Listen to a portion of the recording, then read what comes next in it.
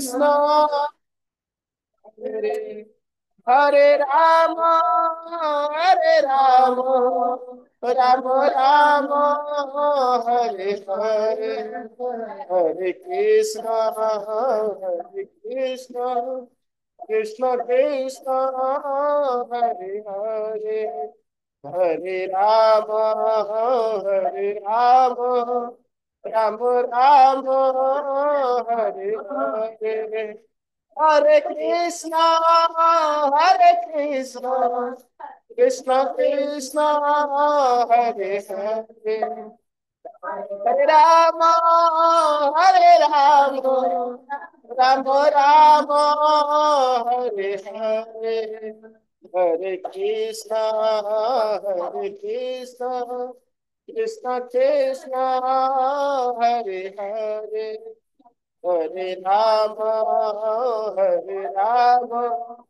राम राम हरे हरे कृष्ण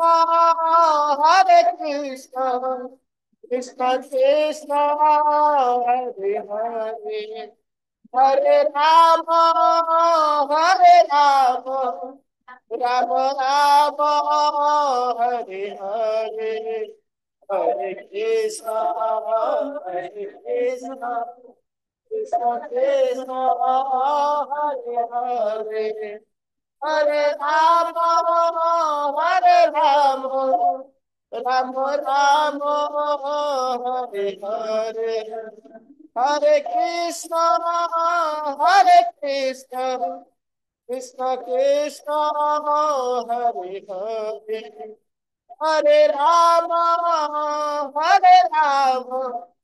राम राम हरे हरे हरे कृष्ण कृष्ण कृष्ण हरे हरे हरे राम राम राम हरे हरे हरे कृष्ण कृष्ण कृष्ण हरे हरे हरे राम राम हरे हरे कृष्ण कृष्ण हरे हरे हरे राम राम हरे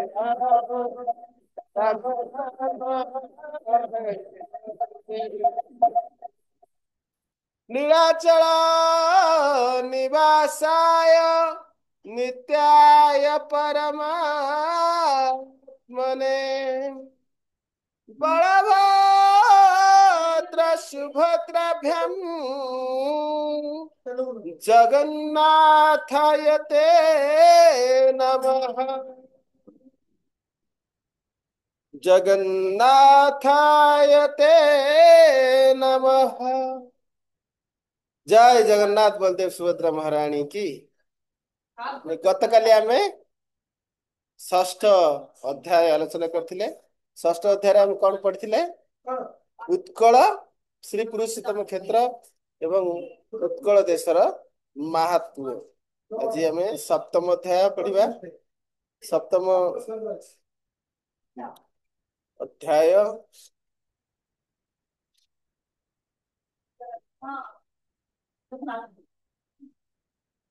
सप्तम अध्याय बड़ अच्छी तो दुई भाग हब। मुनय ऊचुः कस्मिन् जुगे स तु मुने इन्द्रदुम्न भव नृपः कस्मिन् देशस्य नगरं कथं वा पुरुषोत्तमम्। मुनि माने कहले हे महर्षि केई जुगरे से इंद्रदुम्न राजा होइथिले एवं केउ देशरे यहाकर नगर एवं से कि प्रकारे पुरुषोत्तम क्षेत्र को आसिले। गत्वा च विष्णोः प्रतिमां कारयामास वा कथम् एतत् सर्वं विस्तरतः कथयस्व महामुने। केउ निमित्त विष्णुकर प्रतिमा निर्माण करथिले राजा इंद्रदुम्न ये समस्त यथार्थ रूपे विस्तार करी वर्णना करबी। जैमिनी मुनि को समस्त मुनि ऋषिगण प्रश्न कर यथा तत्वेन सर्वज्ञ परम कौतूहलम हीनः। हे सर्वज्ञ, आम्भ मानकर उक्त प्रसंग को श्रवण करने पाई अत्यंत कौतूहल होइअछि। जैमिनी मुनि प्रश्न उत्तर दौरान जैमिनी रुवाच साधु साधु द्विज श्रेष्ठा जत् पृच्छध्वं पुरातनम सर्व पाप हरम पुण्यम भुक्ति मुक्ति प्रदम शुभम चरितं तस्य वक्ष्यामि यथावृतं कृते जुगे शृण्वध्वं मुनय सर्वे सावधान जितेन्द्रियाः आसीत् कृत जुगे विप्रा इंद्रदुम्नो महानृपः सूर्यवंशे सधर्मात्मा स्रष्टुः पंचम पुरुषः सत्यवादी सदाचारो अवदाताः सात्विका अग्रणीः न्यायत सदा पालयति प्रजाः स्वायिव स प्रजाः आध्यात्म विज्ञान शुंढः शूरः संग्रामवर्धनः सदोद्यतः सदा विप्रपूजकः पितृभक्तिमान् अष्टादशु विद्यासु बृहस्पतिरिवापरः ऐश्वर्येण सुराधीशः कुबेरः कोश संचये। जैमिनी मुनि कहते हे द्विजश्रेष्ठ गण साधु साधु जे आपण माने मो निकटरे ये जे सर्व पापहर पवित्र भोग्य मोक्ष एवं शुभ पुरातन कहानी संपर्क जो प्रश्न करुअछ यही प्रसंगटी श्री इंद्रद्युम्न महाराजंकर चरित्र संबंध रे सत्य जुगरे से अद्भुत उपाख्यान आपण मानक निकटरे मु कीर्तन करुअछि। हे जितेन्द्रिय मुनिगण आपण माने संपूर्ण एकाग्र चित्त सहित ताहा श्रवण करंतु। एठी जैमिनी मुनि कहउचंती सत्य जुगर कथा। तबे को सत्य जुगर कथा गोटे मनंतर रे 71टी सत्य जुग आसीबो 71टी त्रेतय आसीबो 71 द्वापर आसीबो 71 कलियुग आसीबो। तबे जैमिनी मुनि जो सत्य जुग कथा कहउचंती सेटा को सत्य जुग ब्रह्मा जो प्रथम दिन रे ए पर्यंत 7टा मनंतर चली गला एबे को मनंतर चली वैवस्वत मनंतर चली। प्रथम मनंतर कौन थिला स्वयंभुव मनंतर तापर चाक्षुष मनंतर।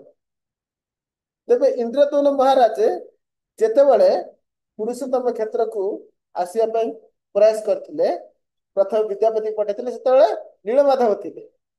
ब्रह्मांकर अधा परार्ध माने 50 वर्ष नीलमाधव ही रहती तेणुकर प्रथम 50 वर्ष नीलमाधव ही थिले।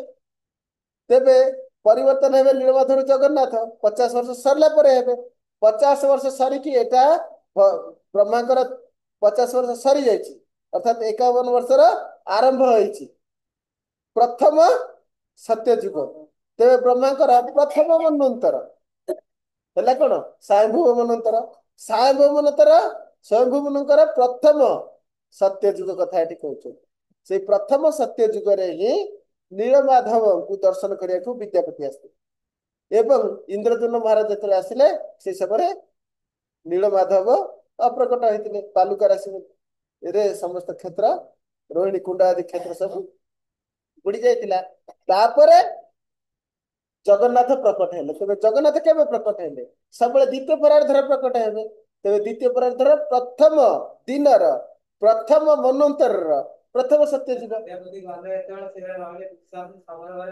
प्रथम सत्य जुग सरी सारा पर प्रश्न उत्तर सरी जाओ। तेबे कोठ रहिले ना प्रथम मनंतर प्रथम सत्य जुग रे जगन्नाथ प्रतिष्ठित हेले का द्वारा इंद्रद्युम्न महाराज किंतु से गले ब्रह्मा को निमंत्रण करिया में प्रतिष्ठा करिया जेतले ब्रह्मा को निमंत्रण करथिले करिया को जाइथिले कोठी की सत्य लोक को एई ताक सो देहर जाइथिले सेठी ब्रह्मा कोन करथिले ना ସାମବେଦର ଗାୟତ୍ରୀ ମନ୍ତ୍ର ଆଦି ଶ୍ରବଣ କରୁଥିଲେ। ସେ ଯୋଉ ଶ୍ରବଣ କରିବାରେ ଯେତିକି ସମୟ ପଳେଇଲା ସେଥିରେ ଗୋଟିଏ ମନ୍ୱନ୍ତର ପଳଉଛି। ସେ କେତେ ସମୟ? ପାଖାପାଖି ଗୋଟେ ଯୋଉ ଦିନ ସମୟ ହେଲା 12 ଘଣ୍ଟା। 12 ଘଣ୍ଟାରେ କେତେ ଜଣ ମନୁ ଆସିବେ? 14 ଜଣ ମନୁ ଆସିବେ। ତାହେଲେ ଗୋଟିଏ ଘଣ୍ଟା ପାଖାପାଖି କେତେ ସମୟ ହେଲା? ଗୋଟିଏ ଘଣ୍ଟା କେତେ ସମୟ ହବ? ଆପଣ 14 ରେ 12 ହରିବେ। 14 ରେ 12 ହରିଲେ ଏକ୍ଜାକ୍ଟ କେତେ ହବ? ପାଖାପାଖି ଆପଣଙ୍କର ଆସିଯିବ 14 ରେ 12 ରେ 14 ହରିବେ। 14 ରେ 12 ନୁହଁ, ଭୁଲ କହିଲି। 12 ଘଣ୍ଟା ସମୁଦାୟ 14 ଜଣ ମନୁ। ତାହେଲେ କେତେ ହେଲା? 0.8571। ସେଥିରେ 60 ମିନିଟ୍ ଗୁଣନ୍ତୁ, ତାହେଲେ ହଉଛି 51 ମିନିଟ୍ 42 ସେକେଣ୍ଡ ପାଖାପାଖି। 51 ମିନିଟ୍ 43 ସେକେଣ୍ଡ ଧରନ୍ତୁ। 51 ମିନିଟ୍ 43 ସେକେଣ୍ଡ ସମୟ ବ୍ରହ୍ମା ତାଙ୍କର ଯୋଉ ଦୈନନ୍ଦିନ ଆରତି, ସଙ୍ଗୀତ ଶ୍ରବଣ, ଗାୟତ୍ରୀ ଜପ ଆଦି ସାମବେଦ ଗାୟନରେ ବ୍ୟସ୍ତ ଥିଲେ। ସେଇ ସମୟରେ ଦ୍ୱାରଦେଶରେ ଅଟକି ରହିଲେ। ଆପଣ ମାନେ ଆମେ ଏଇ ଭାଗବତ ଚର୍ଚ୍ଚା କରୁଛନ୍ତି, ଅତିକମରେ 51 ମିନିଟ୍ 43 ସେକେଣ୍ଡ ତ କରୁଛନ୍ତି ନା, ପାଖାପାଖି 52 ମିନିଟ୍ କରୁଛନ୍ତି ନା ନାହିଁ? ତେଣୁକରି ସେତିକି ସମୟ ଇନ୍ଦ୍ରଦ୍ୟୁମ୍ନ ମହାରାଜ ରହିଗଲେ କୋଉଠି? ସତ୍ୟଲୋକରେ। ସେତିକି ସମୟ ପରେ ବ୍ରହ୍ମାଙ୍କ ସହିତ ଯେତେବେଳେ ସମ୍ବାଦ ହେଲା, ସେତେବେଳକୁ ଗୋଟିଏ ମନ୍ୱନ୍ତର ପୁରା ପଳେଇ ଯାଇଥିଲା।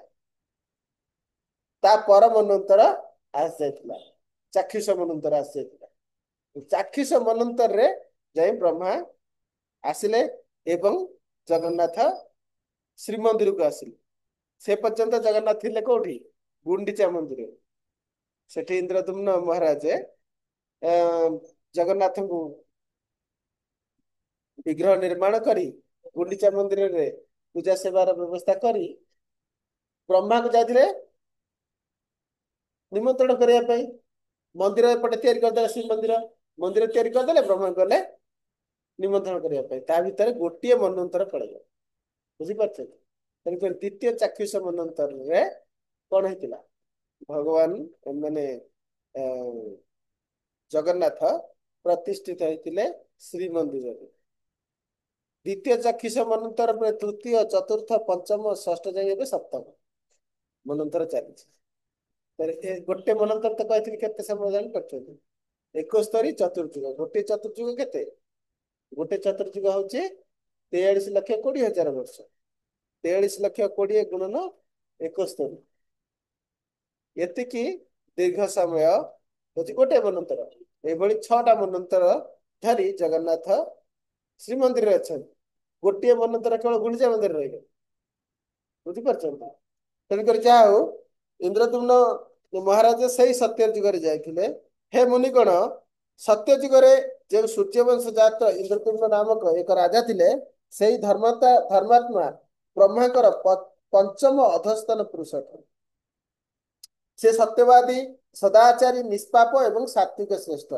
ରାଜା ଇନ୍ଦ୍ରଦ୍ୟୁମ୍ନ ପ୍ରଜାମାନଙ୍କୁ ସର୍ବଦା ନ୍ୟାୟପରାୟଣତା ସହକାରେ ସନ୍ତାନ ସଦୃଶ ପାଳନ କରୁଥିଲେ। ସେ ଆତ୍ମତତ୍ଵ ଏବଂ ଜ୍ଞାନ ଚର୍ଚ୍ଚାରେ ସର୍ବଦା ବ୍ୟସ୍ତ ରହୁଥିଲେ ଏବଂ ଯୁଦ୍ଧ କ୍ଷେତ୍ରରେ ସର୍ବଦା ବିଜୟୀ ଏବଂ ବିଖ୍ୟାତ ବୀର ଥିଲେ। ସର୍ବଦା ଉଦ୍ଯୋଗୀ, କେବେ ବି ଆଳସ୍ୟର ଶିକାର ନ, ଭୋଗ ବିଳାସରେ ବ୍ୟସ୍ତ ରହୁନଥିଲେ। ସର୍ବଦା ଉଦ୍ଯୋଗୀ, ନିରନ୍ତର ବ୍ରାହ୍ମଣ ମାନଙ୍କୁ ପୂଜା କରୁଥିଲେ ଏବଂ ପରମ ପିତୃଭକ୍ତ ଥିଲେ। ସେ ଅଷ୍ଟାଦଶ ବିଦ୍ୟାରେ ଦ୍ୱିତୀୟ ବୃହସ୍ପତି, ବୃହସ୍ପତିଙ୍କ ସଦୃଶ ତାଙ୍କର ଅଷ୍ଟାଦଶ ବିଦ୍ୟାରେ ପାରଙ୍ଗତା ଥିଲା ଏବଂ ଐଶ୍ୱର୍ଯ୍ୟରେ ସାକ୍ଷାତ ଇନ୍ଦ୍ର ସଦୃଶ ଏବଂ ଧନ ଧାନ୍ୟ ସଞ୍ଚୟରେ ସାକ୍ଷାତ କୁବେର ସଦୃଶ।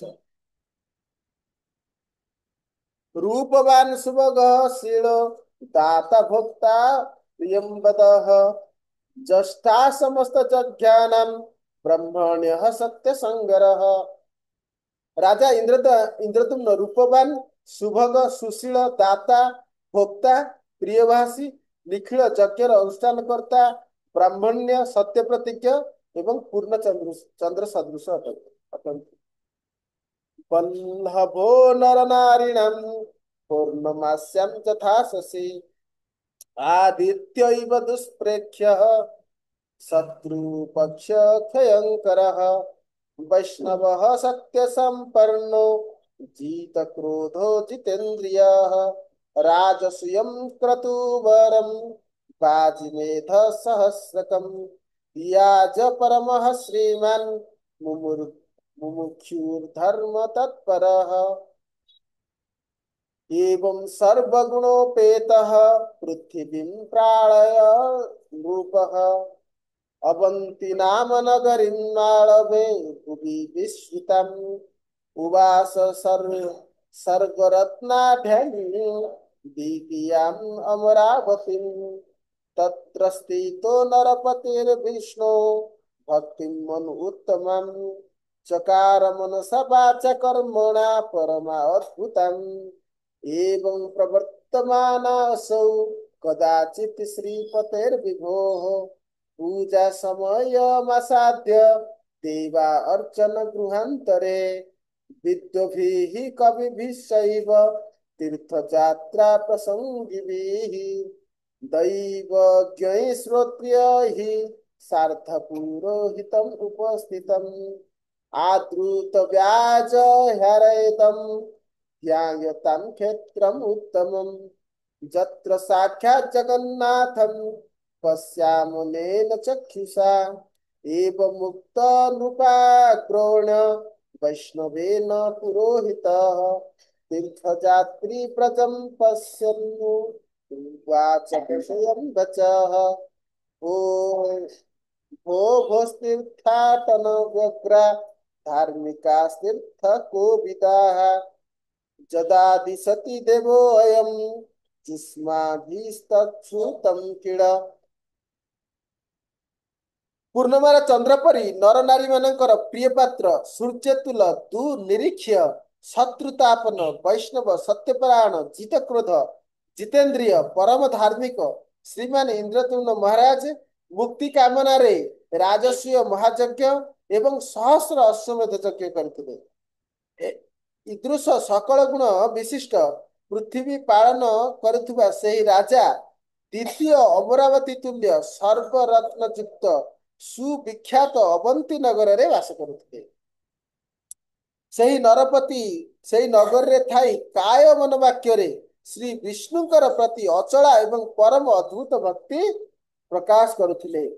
यही प्रकार साधनारत थिबा राजा लक्ष्मीपति भगवान पूजा समय उपगत देखि देवार्चन गृह उपस्थित होई विद्वान वृंद कविगण तीर्थयात्री प्रस्तावकारी दैवज्ञ एवं श्रोत्रिय प्रभृति सहित उपस्थित पुरोहित मान समादर सहित प्रश्न करने को लगिले।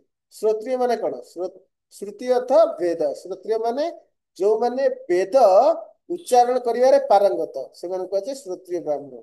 ये समस्ते उपस्थित थे विद्वान गण कविगण तीर्थयात्री गण एवं विभिन्न प्रस्ताव देथिबा मंत्रीगण एवं दैवज्ञ एवं श्रोत्रिय। दैविक अर्थात जो माने देवता विषय जानती भविष्य विषय जानती दैविक से सब उपस्थित थिले। से समय उपस्थित पुरोहित मानक इंद्रद्युम्न महाराज किसी प्रश्न करने को लगिले। कौन प्रश्न कले? से उत्तम क्षेत्र केउठारे आपण जानते कि जे स्थान साक्षात जगन्नाथ देव को यही चर्म चक्षु द्वारा दर्शन करें। साक्षात जगन्नाथ देव अर्थात कौन? जेपरी द्वारका भगवान कृष्णकर दर्शन करी प्रत्येक व्यक्ति एवं जीव मुक्ति प्राप्त कर सौभाग्य लाभ करते से भली साक्षात जगन्नाथकर दर्शन केउ क्षेत्र में हो पार से विषय मते वर्णना कर यही प्रश्न करते। से उत्तम क्षेत्र केउटी? पुरोहित माने से विष्णु भक्त नृपश्रेष्ठ द्वारा यही प्रकार जिज्ञासित होगा पर विभिन्न तीर्थयात्री मान प्रति दृष्टिपात करी प्रश्न करने को लगिले। हे तीर्थयात्रीगण आपण माने सदा सर्वदा विभिन्न तीर्थ पर्यटन रे व्यग्र धार्मिक एवं बहु देश एवं बहु तीर्थ दर्शन करचंती। यही नरपति नरदेव इंद्रद्युम्न महाराज जहाँ आदेश कले ताहा आपण माने शुणिछंती कि पाखरे आखरे जोठी तीर्थयात्री माने थिले से समस्त पुरोहित माने प्रश्न कले। सेही पुरोहित मानकर अभिप्राय बुझिपारि केही जणे बहु तीर्थ भ्रमण करिथिबा एवं बाग्मी व्यक्ति बधा चढ़ी अर्थात हाथ जोड़ी अति विनयर सहित एवं अति आनंद पूर्वक राजा निकट को आसी कहवाक लगिले, हे राजन, मु शिशु कालु ए भूमंडल अनेक तीर्थ विचरण करिअछि। राजन अनेक तीर्थानि बेचारी समहम प्रभु, आशैशवात खेती तले श्रुत्यान्यस्तु जानिबहि, उग्रदेश इति ख्यातो वर्षे भारत संघ के दक्षिणस्य धेस्तिरे क्षेत्रम श्री पुरुषोत्तमम। 23 नंबर श्लोक 7म अध्याय। एठी ओडिशार दक्षिण दक्षिण समुद्र तीर रे पुरुषोत्तम क्षेत्र रही जहाँकि भारत वर्ष रे से श्लोक कहते। ये श्लोक मन रखु, उग्रदेश इति ख्यातो वर्षे भारत संघ के दक्षिण स्योदधेस्तीरे क्षेत्रम श्री पुरुषोत्तमम। अर्थात मु यही शिशु काल भूमंडल अनेक तीर्थ विचरण करिछि एवं अन्यान्य विभिन्न तीर्थ भ्रमण करथिया व्यक्ति निकट में शुणिअछि। यही भारत वर्ष रे विख्यात ओड्र देश बा ओडिशार दक्षिण समुद्र तीर भाग रे श्री पुरुषोत्तम नामक एक उत्तम क्षेत्र रही।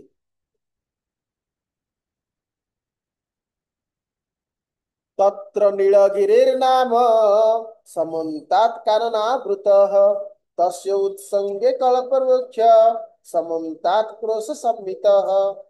ताहार मध्य नीलगिरी नामधेय एक पर्वत रही, ताहार चतुर्दिग नाना वृक्षलता द्वारा समावृत, ताहार अंक भागरे चारिदिग को व्यापी एक क्रोश परिमित एक कल्पवृक्ष अछि।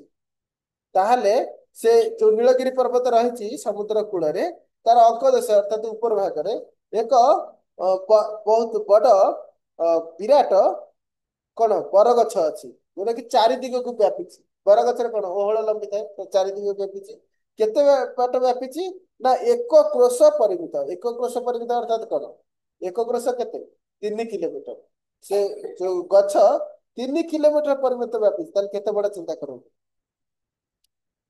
जस्य छायां समाक्रम्य ब्रह्म हत्या व्यापहति, तस्य पश्चात् दिशि ख्यातम कुंडम रोहिणी संगकम।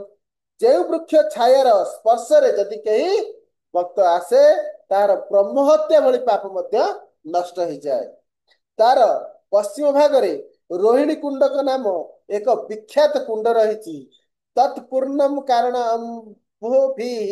स्पर्शनादेव मुक्तिदम, तस्य प्राकटमास्थाय नीलेन्द्रमणि निर्मितः, तनुः श्री वासुदेवस्य साक्षात् मुक्ति प्रदायिनी, तत्र कुंडे तु च स्नात्वा दृष्ट्वाति पुरुषोत्तमम्।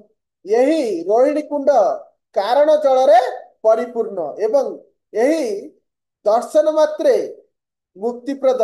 उक्त कुंडर पूर्व भाग रे नीलकांत मणि निर्मित भगवान वासुदेव मूर्ति रही।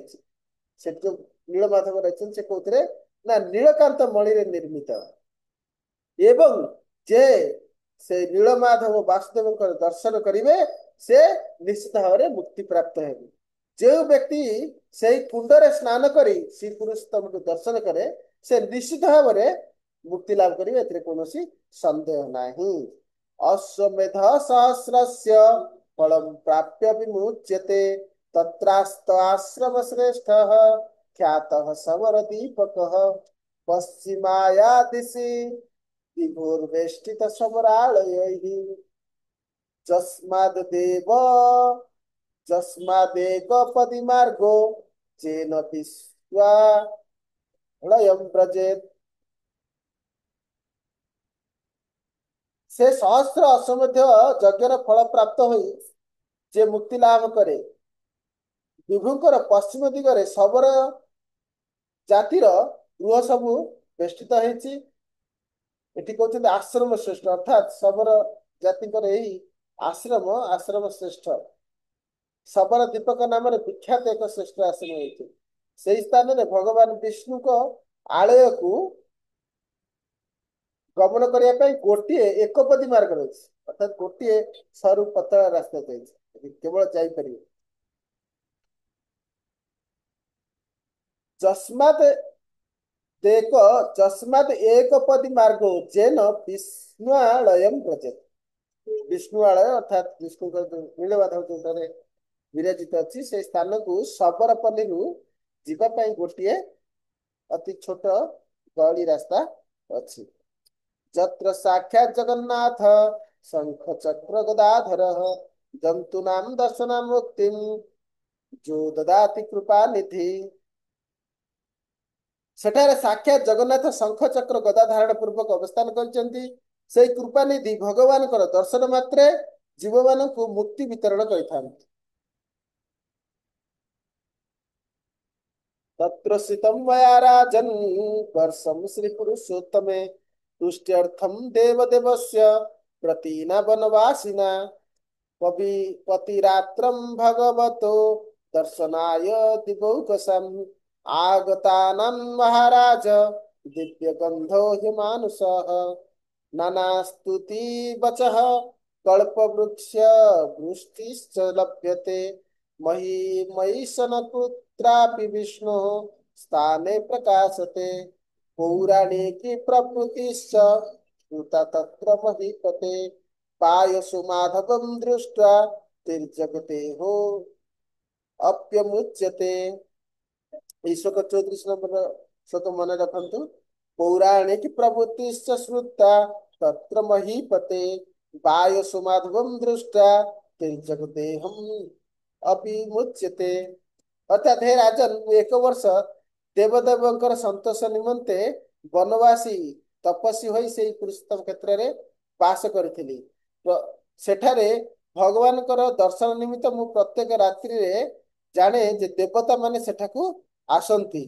देवता मानेଙ୍କର समागम रे एक अपूर्व अमानुष्य सुगंध अर्थात दैवी सुगंध सेठारो भासी आसुଥାଏ। सेठारे अनवरत विभिन्न प्रकार स्तुति वाक्य उद्घोषित हुए। के समय रात्र समय ताको श्रवण करते किए सेई पुरोहित जे इंद्रद्युम्न को पुरुषोत्तम क्षेत्र विषय वर्णना करते। से कहउचंती जे मु सेठी भगवान कर संतोष विधान निमंते मु सेठारे तपस्वी होई वनवासी थिली। कारण सेठी वनवास से क्षेत्र सेते बेले वनवास माने चारिपटे कानून द्वारा आच्छादित थिला।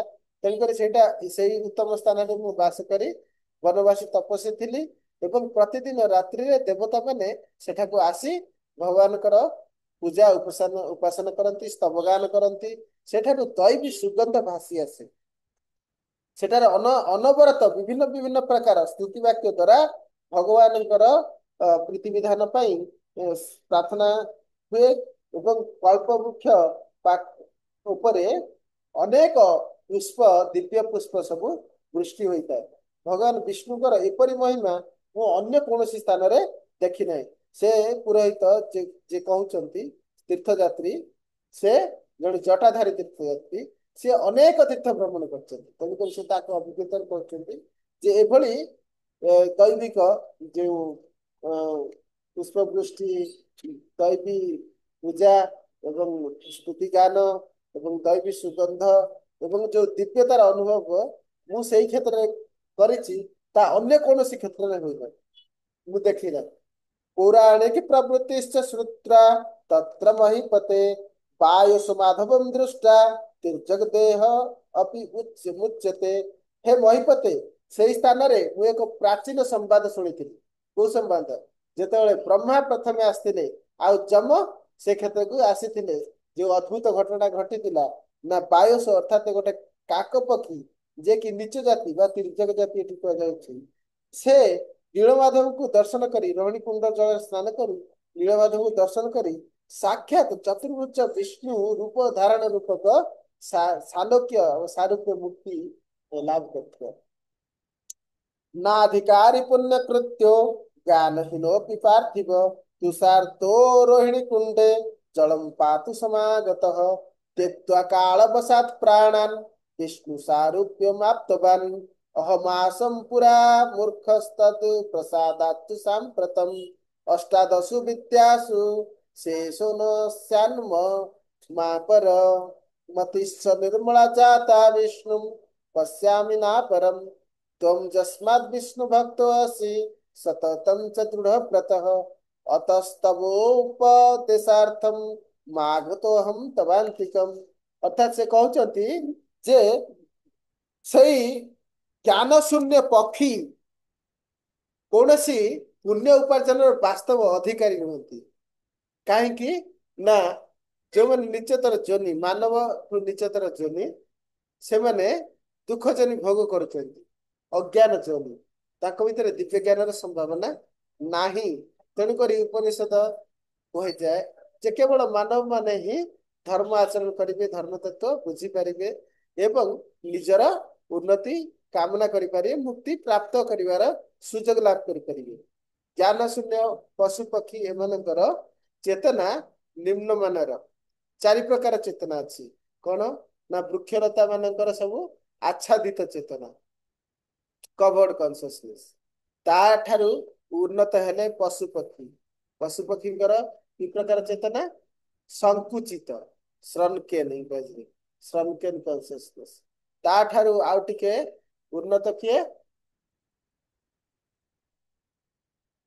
ମାନବ ଗଣ ତାଙ୍କର ଯୋଉ ଚେତନା କଣ ମୁକୁଳିତ ମୁକୁଳିତ ଅର୍ଥାତ ପୁଷ୍ପର କଢ ଭଳି ତାହେଲେ ଇଏ ଫୁଟିକି ପୁଷ୍ପ ହେଇପାରିବ।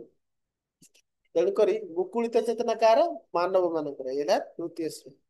ଯେଉଁ ମାନବ ନୀତି ନିୟମ ବିଧି ପୂର୍ବକ ଅବସ୍ଥାନ କରି ସତ୍ୱ ରଜ ତମର ଗୁଣରୁ ଉପରକୁ ଯାଇଛନ୍ତି ଅର୍ଥାତ ରଜ ଏବଂ ତମ ଗୁଣ ଯାଠାରେ ନାହିଁ ଅତି କମରେ ସତ୍ୟ ଗୁଣରେ ଅବସ୍ଥାନ କରୁଛି।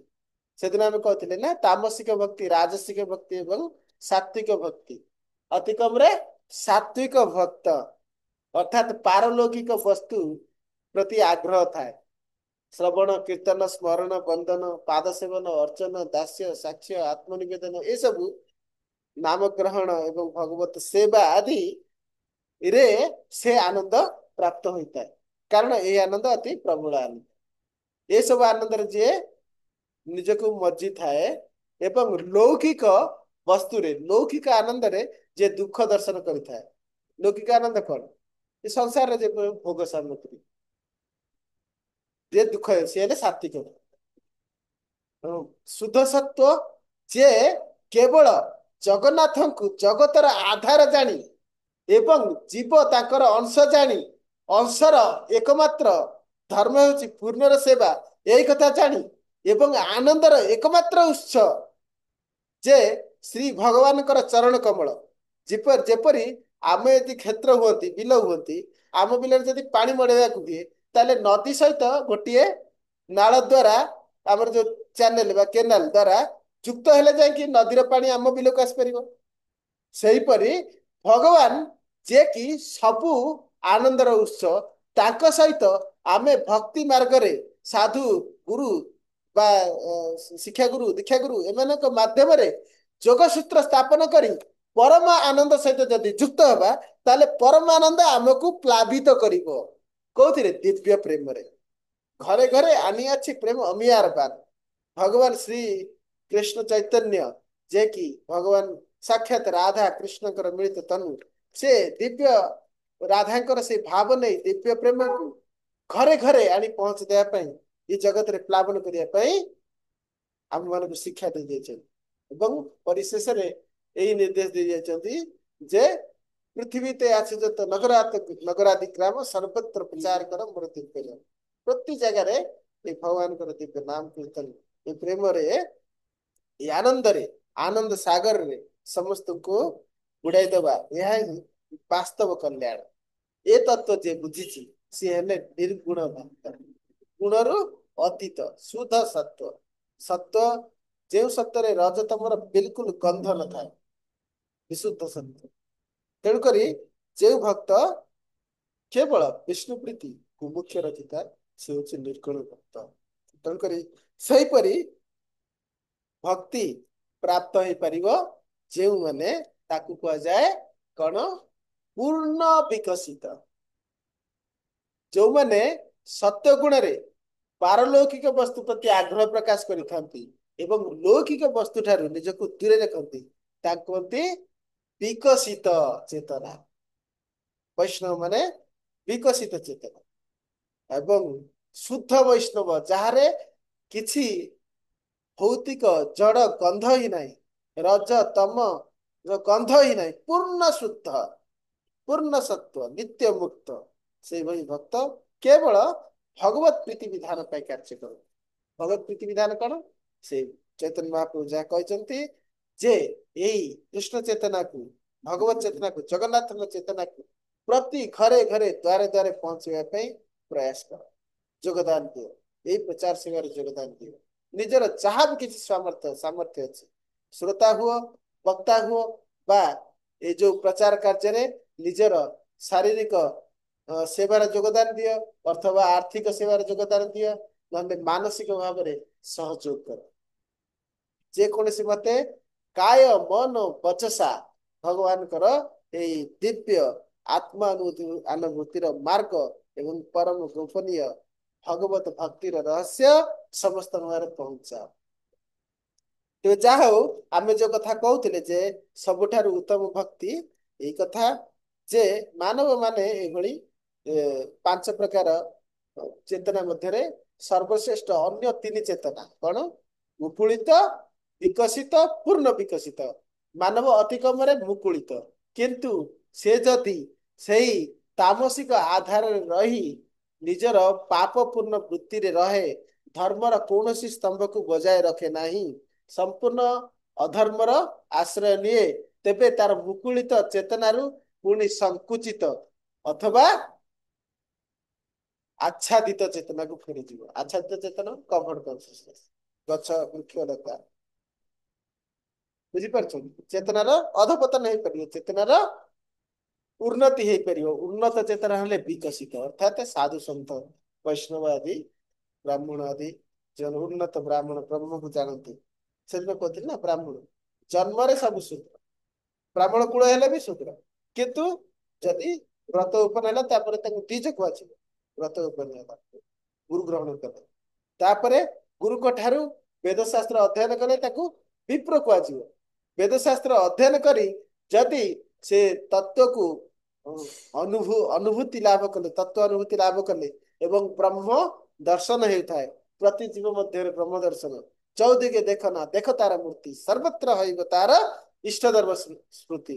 ଭଗବତରେ ସେ କଥା କହୁଛନ୍ତି, ଯୋ ମାମ ପଶ୍ୟତି ସର୍ବତ୍ର ସର୍ବଂ च ମୟି ପଶ୍ୟତି ତସ୍ୟ ଅହଂ ନ ପ୍ରଣଶ୍ୟାମି ସ च ମେ न प्रणश्यामि। ଏହି ପ୍ରକାରେ ଯେ ଉନ୍ନତ ବ୍ରାହ୍ମଣ ବା ବୈଷ୍ଣବ ସେ ସବୁ ସମୟରେ ସମସ୍ତଙ୍କ ମଧ୍ୟରେ ପରମାତ୍ମାଙ୍କର ଦର୍ଶନ କରିଥାନ୍ତି। ତେବେ ଯାହା ହେଉ, ଏହିପରି ମନୁଷ୍ୟ ମାନେ ଉନ୍ନତ ଚେତନଶୀଳ, କିନ୍ତୁ ପଶୁପକ୍ଷୀ ମାନେ ସାଧାରଣରେ ସଂକୁଚିତ ଚେତନାରେ ଅନ୍ତର୍ଗତ। ସେମାନେ ମୁକ୍ତି ପାଇବାର ଯୋଗ୍ୟତା ସେମାନଙ୍କର ନଥାଏ, କିନ୍ତୁ ଏହି କ୍ଷେତ୍ରର ମାହାତ୍ମ୍ୟ କି ଆଶ୍ଚର୍ଯ୍ୟ ଯେ ସେ ବି ମଧ୍ୟ ଶ୍ରୀ ବିଷ୍ଣୁଙ୍କ ରୂପ ଧରି ମୁକ୍ତି ଲାଭ କରିପାରେ। ମୁଁ ମଧ୍ୟ ପୂର୍ବ କାଳରେ ଅତି ମୂର୍ଖ ଥିଲି, ସେ ପୁରୋହିତ କହୁଛନ୍ତି, ମୋର ସେମିତି କିଛି ଶାସ୍ତ୍ର ଜ୍ଞାନ ଏତେ ନଥିଲା, କିନ୍ତୁ ଏଇ କ୍ଷେତ୍ରରେ ଆସି ଯେଉଁ ବନବାସ ବା ତପସ୍ୟା ବ୍ରତ ଧାରଣ କଲି, ଏଇ କ୍ଷେତ୍ରକୁ ଆସିବା ଦ୍ୱାରା ମୋର ବୁଦ୍ଧି ନିର୍ମଳ ହେଲା, ମୁଁ ସମସ୍ତଙ୍କ ଠାରେ ବିଷ୍ଣୁ ରୂପ ଦର୍ଶନ କରିପାରେ। ଏହା ହିଁ ଏ କଥା କହୁଛନ୍ତି ଯେ ନିର୍ଗୁଣ ଭକ୍ତ ସେ ସମସ୍ତଙ୍କ ମଧ୍ୟରେ ବିଷ୍ଣୁଙ୍କ ରୂପ ଦର୍ଶନ କରିପାରିବେ। ଅତି ଉନ୍ନତ ସ୍ତରଣ, ପୂର୍ଣ୍ଣ ବିକଶିତ ତାଙ୍କର ଚେତନା।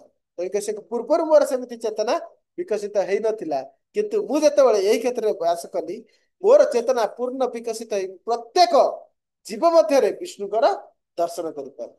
ଯୋଉ ମାମ ପଶ୍ୟତି ସର୍ବତ୍ର ସର୍ବଂ च ମୟି ପଶ୍ୟତି, ଅର୍ଥାତ ସେ ସମସ୍ତଙ୍କ ମଧ୍ୟରେ ବିଷ୍ଣୁଙ୍କର ଦର୍ଶନ କରିପାରିବେ। ଏହା ଦ୍ୱାରା ମୋର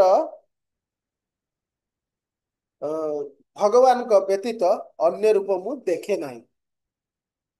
ଆପଣ ରାଜା ଇନ୍ଦ୍ରଦ୍ୟୁମ୍ନ, ଆପଣ ଜଣେ ବିଷ୍ଣୁଙ୍କର ଭକ୍ତ ଏବଂ ସର୍ବଦା ଆପଣଙ୍କ ବ୍ରତ ଅତି ଦୃଢ। ଏହି କାରଣରୁ ଆପଣଙ୍କୁ ଉପଦେଶ ଦେବା ନିମିତ୍ତ ମୁଁ ଏହି ସ୍ଥାନକୁ ଆସିଛି। नो धनं न च भूमिं च त्वत्त सम्प्रार्थये अधुना प्यलीकमे तन्मा बुद्ध्वा तत्रस्थं श्रीधरं भज नो धनम न च भूमिं च त्वत्त सम प्रार्थये अधुना। अर्थात एबे मु आपणक ठारू एठी किछि धन किबा भूमि पाइबा आशरे आसी नाही। पिल्यैक मेतन माम बुद्ध्वा तत्रस्थं श्रीधरं भज। मोर एई कथा को सत्य बोली सत्य बोली मने करी सेई पुरुषोत्तम क्षेत्रस्थ श्री पुरुषोत्तम को भजन करंतु। सेठी श्रीधर कहउछन श्रीधर अर्थात पुरुषोत्तम सेई मोर एई कथा को परम सत्य मानन्तु। आपण भाबुना भाबंतु ने जे किछि आपण धन कि भूमि पाइबा आसरे मु कोनोसी मिछ कथा एठी कहबाक आसी। तेणुकरी मोर कथा को परम सत्य ज्ञान करंतु एवं सही पुरुषोत्तम क्षेत्र रे बास करुवा श्रीधर बा पुरुषोत्तम को भजन करंतु। एवं मुक्त्वा तु जटिलः सर्वेषां पश्यतां तदा अंतर्ध्यानं जगामासु राजा परम विस्मयम् अवाप्य व्याकुलमतिः कथं मेलिर्बहेदिति पुरोहितं मुवाचेदं तस्वैवार्थस्य साधने। सेई कथा कही से जटाधारी तपस्वी यही उपदेश दे समस्त समय अंतर्ध्यान हो गए। आसते चल चली कि गले चल चली अंतर्ध्यान हो गए। राजा अत्यंत विस्मय एवं व्याकुल चित्त कहले मु यह किपरि भाव निर्वाह करी किपरि भाव मु से पुरुषोत्तम क्षेत्र को जापरि किपरि भाव निरंतर से पुरुषोत्तम सेवा भजन एवं व्रत आदि करि यही कथा चिंता करी ताहार साधन किपरि यथाशीघ्र संभव हो सेथिपई तांकर पुरोहित को कहबाक लगिले। इंद्रद्युम्न वाच अमानुषमिदं वृत्तं श्रुत्वेदानीममानुषात् बुद्धिस्त्वरयते तत्र जत्रास्ते असौ गदाधरः मम धर्मार्थ कामा हि त्वदयत्ततिजोत्तम अविरुद्धास्त्वत्प्रसादात् श्रीवर्गः साधितो मया इदानीं चेत् द्विज श्रेष्ठ त्वमुत्रार्थे जतिष्यति चतुर्भगस्तु संपूर्णः प्राप्तः स्यात् साम्प्रतं मया।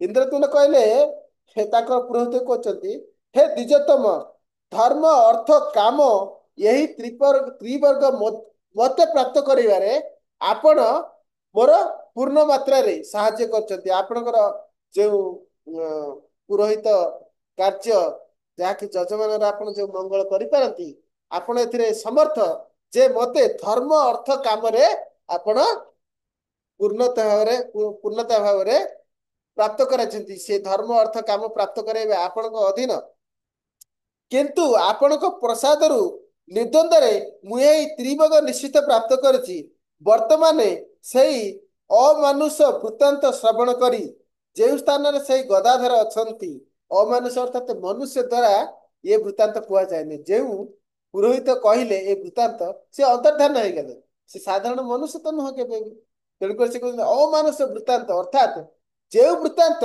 पुरुषोत्तम विषय से मानुष वृत्तांत नुह से अमानुष दैवी वृत्तांत मु श्रवण कली अतएव एबे मोर बुद्धि अत्यंत द्रुतगामी होउची किपरि से क्षेत्र को जीव बुद्धि अति द्रुत वेगरे अति शीघ्र से स्थान को जीवाई मु प्रबल इच्छुक होइची।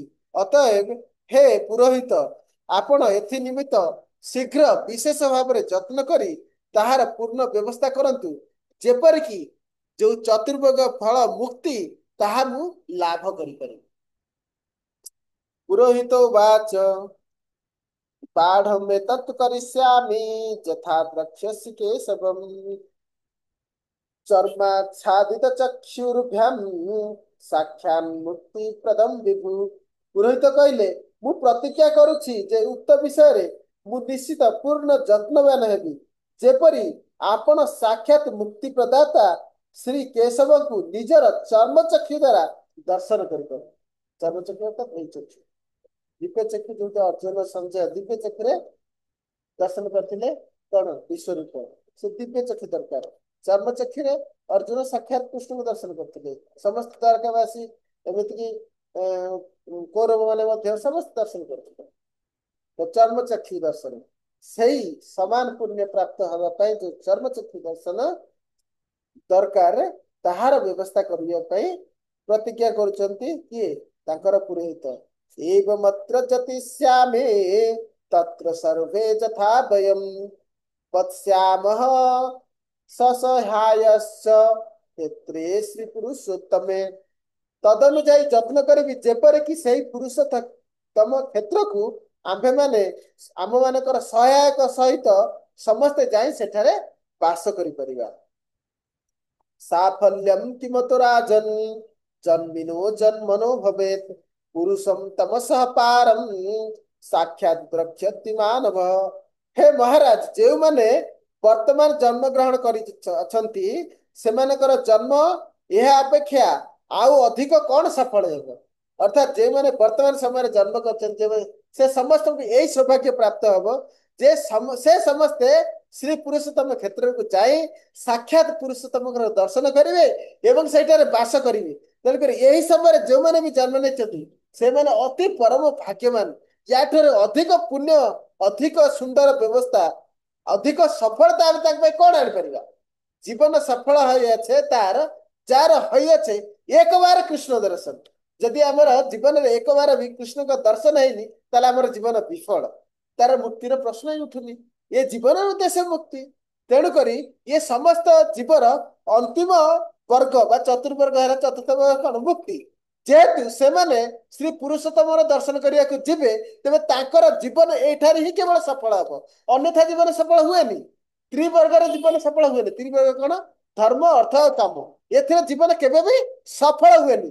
ସଫଳ କେତେବେଳେ ହେବ? ଯେତେବେଳେ ଆମେ କୃଷ୍ଣଙ୍କ ଦର୍ଶନ କରିବା। ଜୀବନ ସଫଳ ତାର ଯାହାର ହୋଇଅଛି ଏକବାର କୃଷ୍ଣ ଦର୍ଶନ।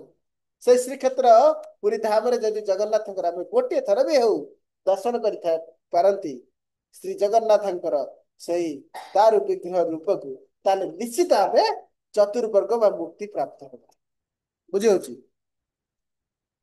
भ्रात्रां विद्यापतिर्नाम जनि कनीयान् मे प्रजिष्यति देश भ्रमणशीलश्च चारहि स तवाधुना।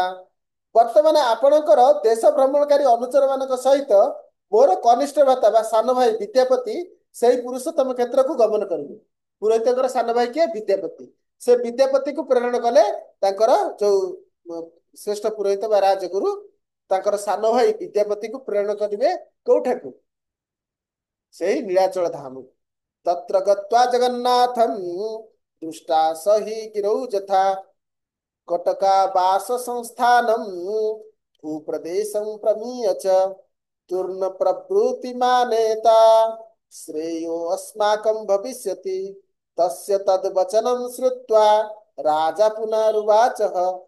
से ସ୍ଥାନକୁ ଯାଇ ନୀଳକନ୍ଦରରେ ଶ୍ରୀ ଜଗନ୍ନାଥଙ୍କୁ ଦର୍ଶନ କରି କଟକ ନାମକ ସ୍ଥାନରେ ବାସୋପଯୋଗୀ ସ୍ଥାନ ନିର୍ଣ୍ଣୟ ପୂର୍ବକ ଯଥାଶୀଘ୍ର ସମ୍ବାଦ ଆଣିଲେ ଆମ୍ଭେମାନଙ୍କର ଇଷ୍ଟ ସିଦ୍ଧି ହବ।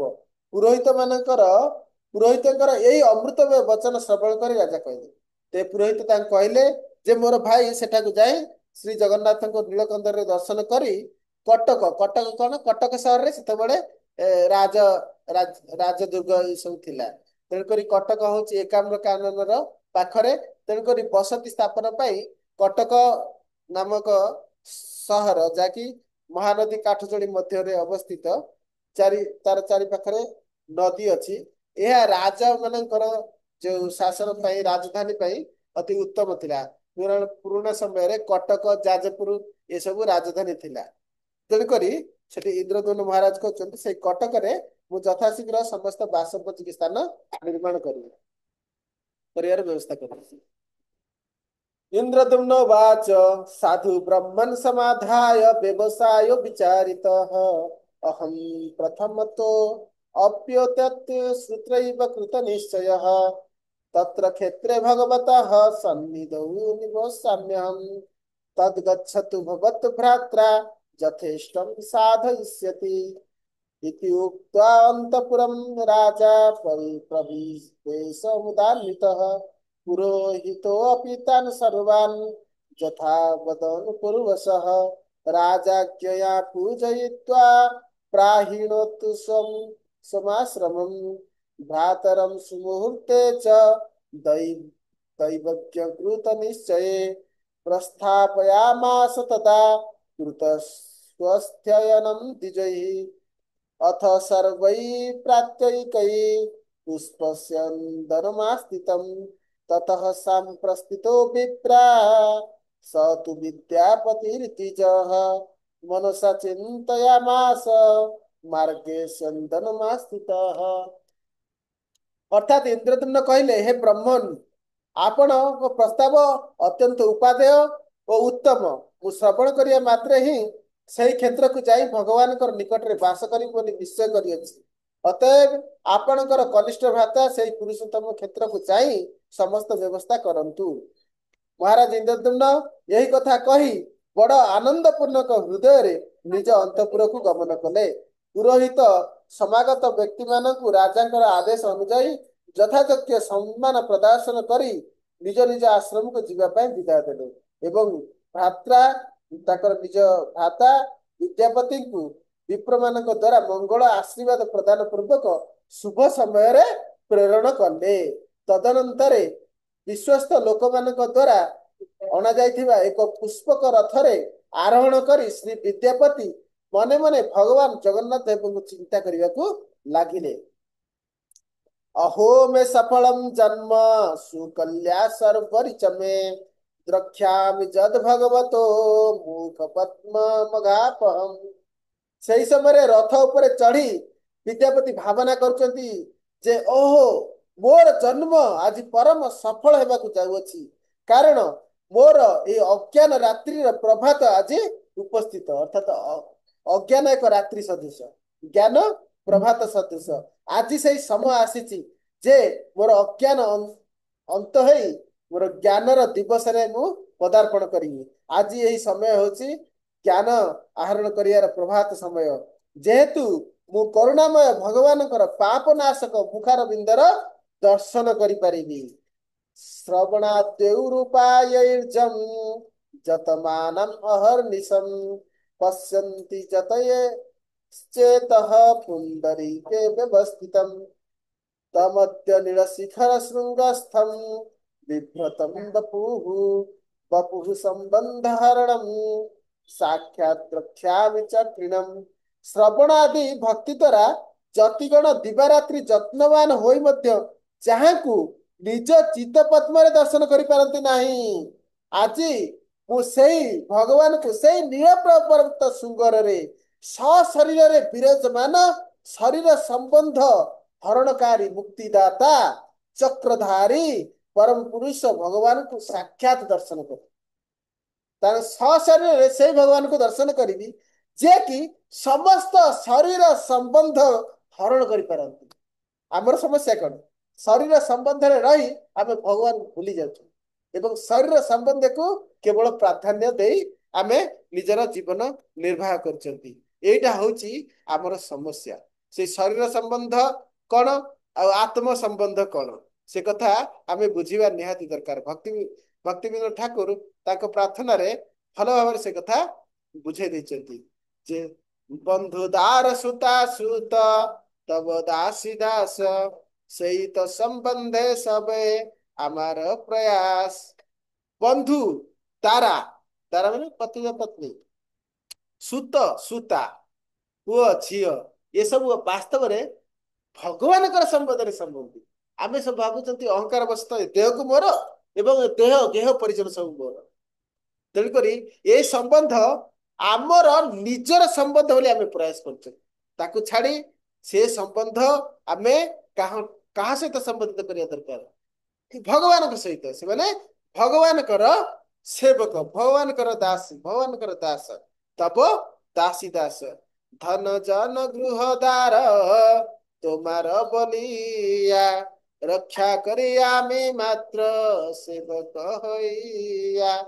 धन जन गृह जैसे आप धन मिली जन माने निजर फल मिली पुत्र कन्या आदि मिली गोटे घर भी आपको प्राप्त हो भगवान दयारू तार अर्थात पत्नी बा पति प्राप्त होइचंती ये सब कहार जहाँ सब आपन को दिया जायछि किए दैचंती ये कहार ना ये सब आपणकर रक्षा करिया आमे मात्र सेवक होइया ये सब रक्षा करिवार दायित्व मते दैचंती बुझि पारछंती यार रक्षा करिया दायित्व क्यों दैचंती भगवान दैचंती का दैचंती हमको दैचंती তোমার কার্যরে তরে উপজীব ধন তোমার সংসার ব্যয় করিব বহন ତୁମର କାର୍ଯ୍ୟ ପାଇଁ ଇଏ ଯୋଉ ଧନ ଉପାର୍ଜନ ମୁଁ କରିବି ଚାକିରି କରି କିଛି କୃଷି ଗୋରକ୍ଷା ବାଣିଜ୍ୟ ଏ ତିନିଟା ହେଲା ବୈଦିକ ବ୍ୟବସ୍ଥା ଯାହା ବାଣିଜ୍ୟ ହଉ ବା କୃଷି ହଉ ବା ଗୋରକ୍ଷା ହଉ ଯାହା କିଛି କାର୍ଯ୍ୟ ମୁଁ କରିବି ଏଇ ଯୋଉ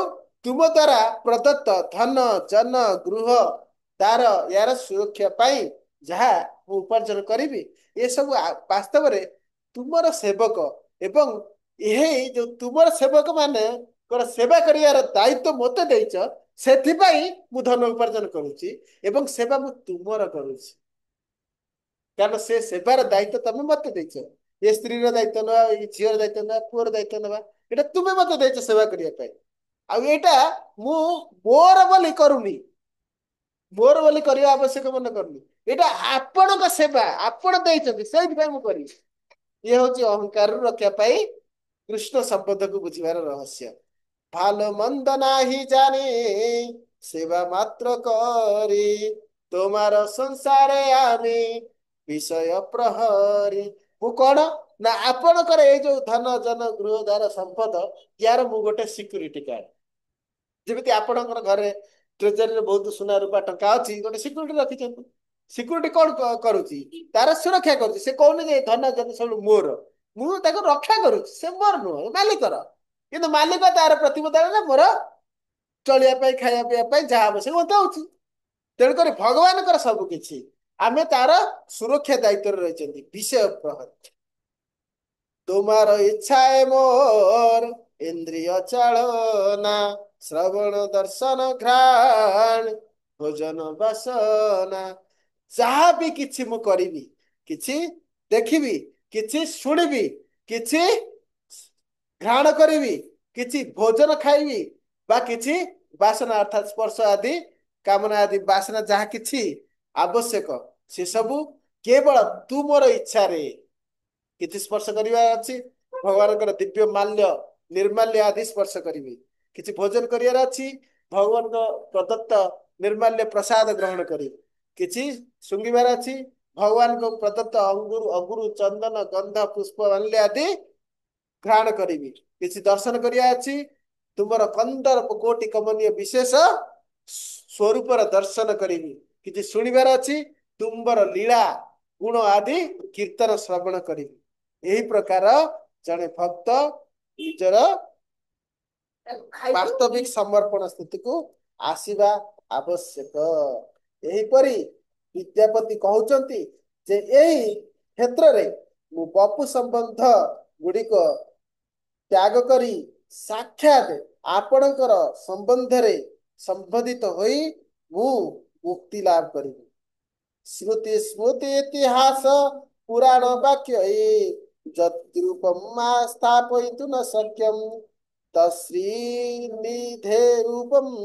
ଅଦୃଷ୍ଟ ପୂର୍ବମ୍ ଦୃଷ୍ଟ୍ୱା ତରିଷ୍ୟାମି ଭବାମ୍ଭୁରାସିଂ ଶ୍ରୁତି ସ୍ମୃତି ଇତିହାସ ଓ ପୁରାଣ ବାକ୍ୟ ମାନଙ୍କରେ ଯାହାଙ୍କର ରୂପ ନିରୂପଣ କରାଯାଇପାରେ ନାହିଁ ସେଇ ଶ୍ରୀନିଧିଙ୍କର ଅଦୃଷ୍ଟ ଅଲୌକିକ ରୂପ ମାଧୁର୍ଯ୍ୟ ଦର୍ଶନ କରି ସଂସାର ସାଗର ଉତ୍ତୀର୍ଣ୍ଣ ଯେ କେହି ଭଗବାନଙ୍କର ଏଇ ଦିବ୍ୟ ରୂପ ଦର୍ଶନ କରେ ସମସ୍ତ ଶ୍ରୁତି ସ୍ମୃତି ପୁରାଣ ଏ ସବୁ ବାକ୍ୟ ଯାହା ରହିଛି ସେ ଭଗବାନଙ୍କର ରୂପକୁ ପୂର୍ଣ୍ଣ ରୂପରେ ବ୍ୟାଖ୍ୟା କରିପାରନ୍ତିନି ସେଇ ଭଗବାନଙ୍କର ସେ ଶ୍ରୀନିଧିଙ୍କର ପୂର୍ବରୁ ନ ଦେଖି ଯାଇଥିବା ଅଦୃଷ୍ଟ ପୂର୍ବ ଅଲୌକିକ ରୂପ ମାଧୁର୍ଯ୍ୟ ଦର୍ଶନ କରିବା ମାତ୍ରେ ନିଶ୍ଚିତ ଭାବରେ ଭବ ସଂସାରରୁ ମୁଁ ଉତ୍ତୀର୍ଣ୍ଣ ହେଇପାରିବି ହରେ କୃଷ୍ଣ 60 ଶ୍ଳୋକ ପର୍ଯ୍ୟନ୍ତ ପଢିଲେ ଆସନ୍ତା କାଲି 61 ଶ୍ଳୋକ ଠାରୁ ଆରମ୍ଭ କରିବା ହରେ କୃଷ୍ଣ जय जगन्नाथ बलदेव सुभद्रा महारानी की जय